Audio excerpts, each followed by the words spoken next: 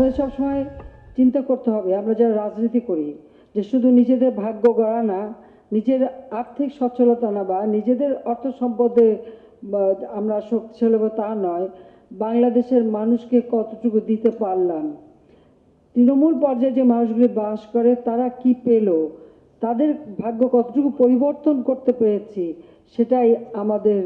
লক্ষ্য হতে হবে। আপনারা নির্বাচিত প্রতিনিধি জনগণের কাছে ভোট চাইতে গিয়েছিলেন, ওই একটা ভোট